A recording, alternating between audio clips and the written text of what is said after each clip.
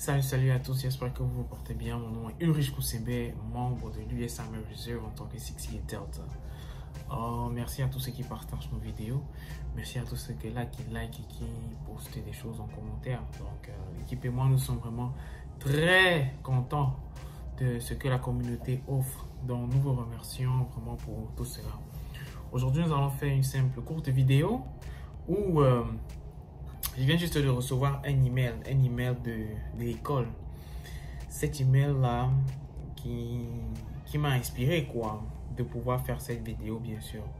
Alors, la vidéo porte sur quoi? La vidéo porte sur les éléments que vous devez avoir quand vous finissez toute votre formation. Si vous êtes réserviste, je parle ici pour les réservistes. Je vais faire la vidéo pour les active duty plus tard.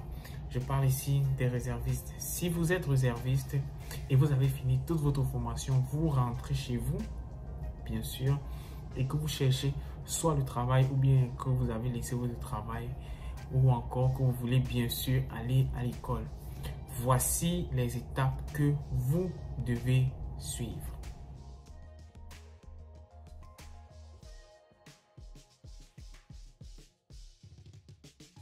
Quand vous avez bien sûr fini votre Basic Training et votre AIT, vous avez été certifié, c'est-à-dire vous êtes MOS Certified. Donc, vous pouvez pratiquer le job que l'armée vous a appris dans l'armée, Et maintenant, si vous voulez aller à l'extérieur pour aller travailler, bien sûr, il faudrait que vous soyez certifié, c'est-à-dire avoir le diplôme ou bien avoir la certification pour pouvoir bosser à l'extérieur. Ça, c'est pour ceux qui veulent poursuivre ce qu'ils font dans l'armée, dans le monde du civil. Vous n'êtes pas obligé. Vous pouvez faire quelque chose dans l'armée, c'est pas ça que vous faites chez les civils. De l'autre côté aussi, quand vous terminez votre AIT, quand vous allez faire le out processing, c'est-à-dire on vous libère de votre active duty. À noter que quand vous êtes réserve et que vous allez au Basic Combat Training et que vous allez au AIT, pendant toute cette formation, vous êtes considéré active duty et vous allez recevoir la paye des active duty. Si vous voulez savoir combien est-ce que l'armée paye, le salaire et tout, bien cliquez dans la description de la vidéo où vous allez voir tous les pay grades du military service. Donc, quand vous êtes réserviste et que vous êtes en active duty dans votre basic et AIT, vous êtes appelé réserve activated. Et maintenant, quand toute votre école finit, la formation finie, vous allez rentrer chez vous. Ou maintenant, vous allez partir dans votre unité pour faire une fois par mois, c'est-à-dire 3 jours par semaine. Généralement, c'est vendredi, samedi et dimanche. Alors, qu'est-ce que le out processing va vous remettre? Le out processing va vous remettre un forme appelé le DD-214. C'est un document super important car c'est avec ce document-là que vous allez pouvoir acheter une maison. C'est avec ce document-là que vous allez postuler pour avoir la nationalité. C'est encore avec ce document-là qui va déterminer comment est-ce que l'armée vous a libéré de votre active duty.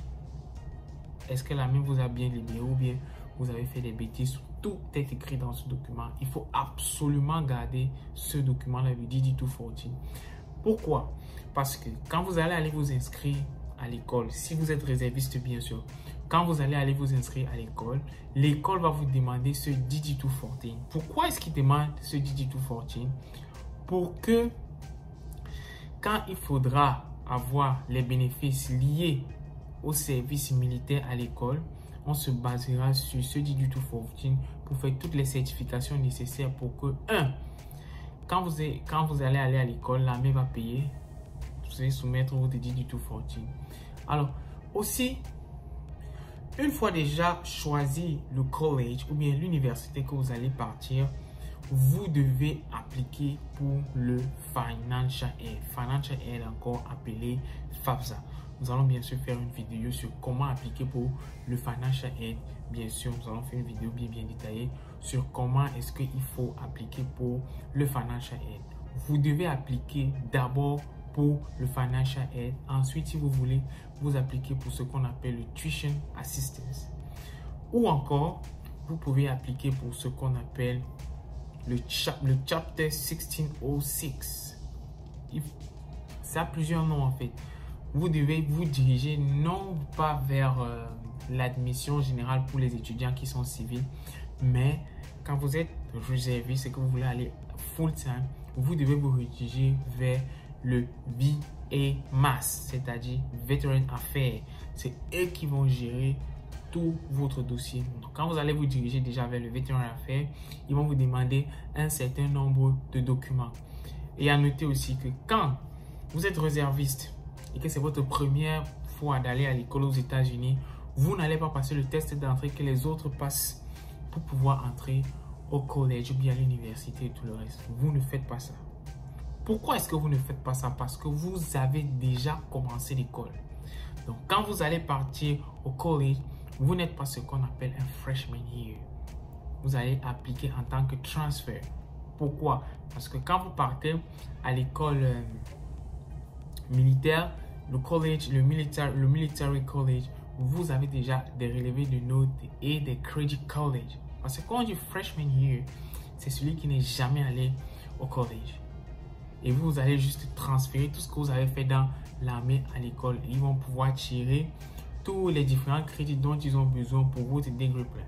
Donc, quand vous allez aller voir le VA-MAS des Veteran Affairs, ils vont regarder tout ça. Et maintenant, l'école va vous demander quels sont les relevés de notes que vous avez eu avec l'armée. C'est où donc vous allez vous diriger ou au niveau du GST.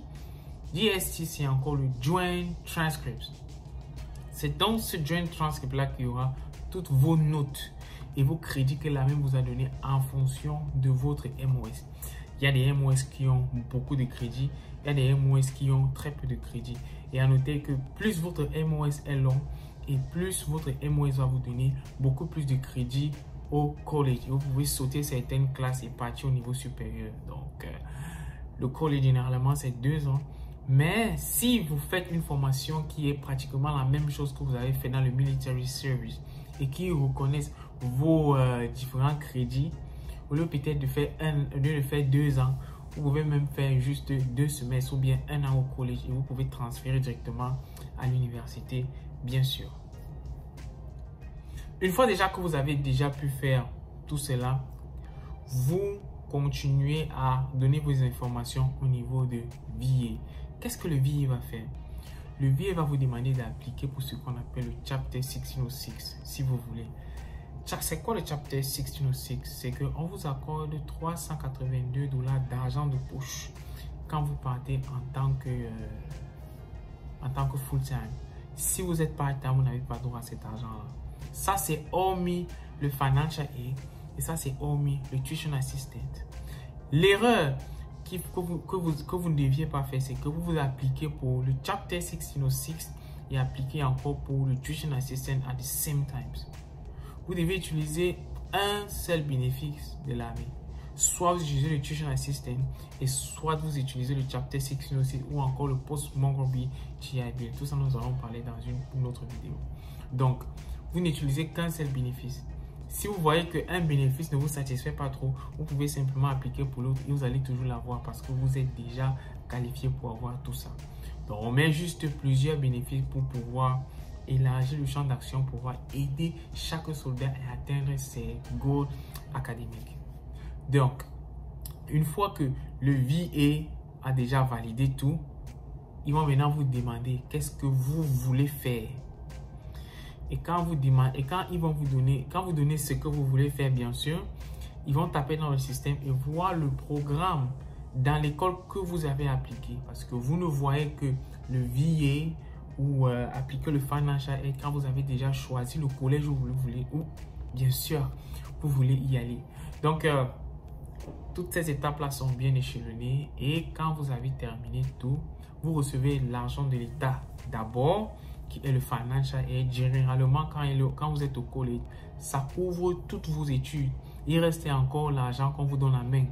Donc, par exemple, je vais prendre un exemple simple. Si votre école coûte $1000, ok, pour un semestre, ou bien $2000 pour un semestre, le Financial Aid va vous donner 3000 et poussières de dollars. Vous faites juste la différence. L'argent qui reste là, on reverse ça dans votre compte. Et c'est comme ça. Il y a des gens qui se retrouvent avec les refonds de $1500 par semestre. C'est-à-dire qu'ils ont $3000 en un an pour les 2 semestres.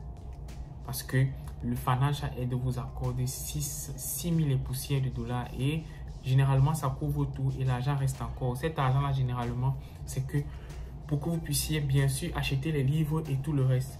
Maintenant, vous avez le financial aid d'un côté et vous avez les bénéfices de l'armée d'un côté. Vous utilisez les deux, vous vous retrouvez à près de 500 à 600 dollars juste d'argent de poche par mois quand vous êtes parti à l'école, quand vous partez à l'école full time et que vous êtes réserviste. Donc, c'est comme ça que se passe l'inscription quand vous rentrez de votre basic training ou bien aussi de votre EIT quand vous êtes réserviste. Alors, merci d'avoir regardé la vidéo. Si vous avez des questions sur la procédure quand on quitte de l'armée réserve et qu'on veut directement aller à l'école en tant que full time, bien vouloir le mettre dans les commentaires. N'oubliez pas de partir sur la cloche de notification, souscrire, partager, liker les vidéos pour que la communauté soit touchée à propos de notre projet qui est Live Like a Soldier et tout ce qui se passe sur notre chaîne. Alors, ciao ciao la famille.